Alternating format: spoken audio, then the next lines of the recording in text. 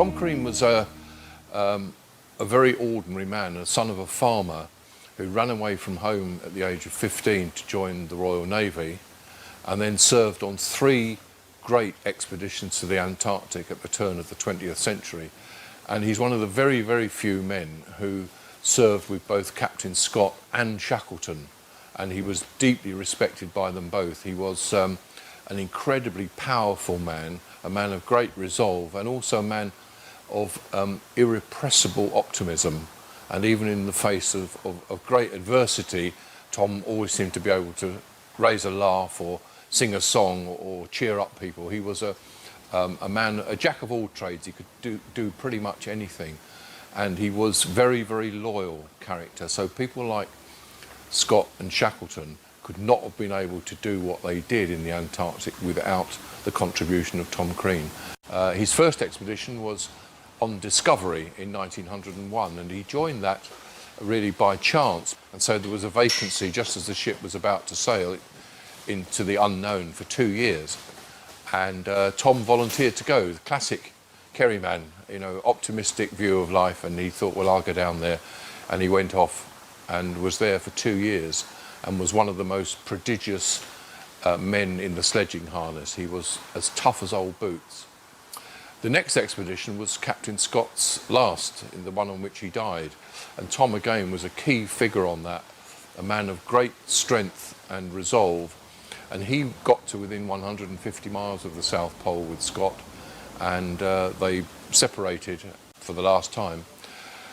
And on the return journey, Tom Crean performed what I think is the greatest act of individual heroism in the history of polar exploration. He saves the life of a man called Lieutenant Evans, and Evans was dying of scurvy.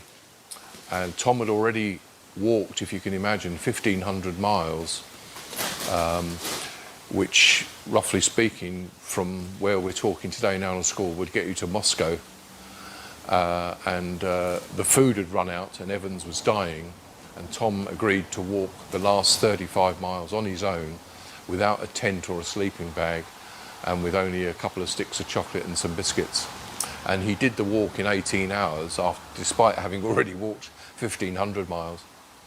And he saved the man's life. A few months later, he went back out onto the ice again and was one of the men who discovered Captain Scott's dead body in the snow. And the reason that we know Captain Scott reached the South Pole was because Tom Crean found him. So he was a central figure in these expeditions. He'd barely come back from that expedition when he went off with Shackleton on the Endurance expedition, which is the most famous story of survival, again, in the history of exploration.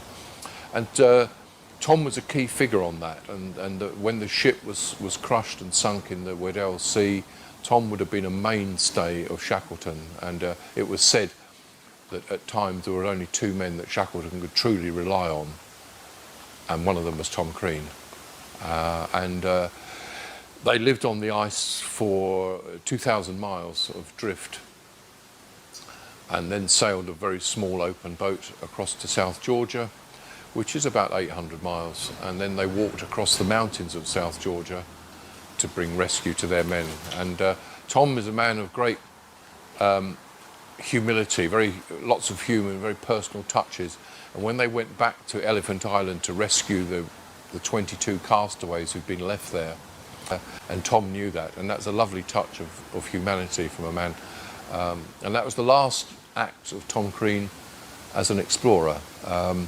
He went into the Navy and served, and Shackleton wanted to take him on a 4th expedition, but he turned that down because he just got married and had a child. And he then came back to Anna School, and he opened the pub, the South Pole Inn, and he lived here very peacefully. And this man, who was an intrepid traveller and had spent longer in the ice and snow than either Scott or Shackleton, never travelled again. He never left Anna School again.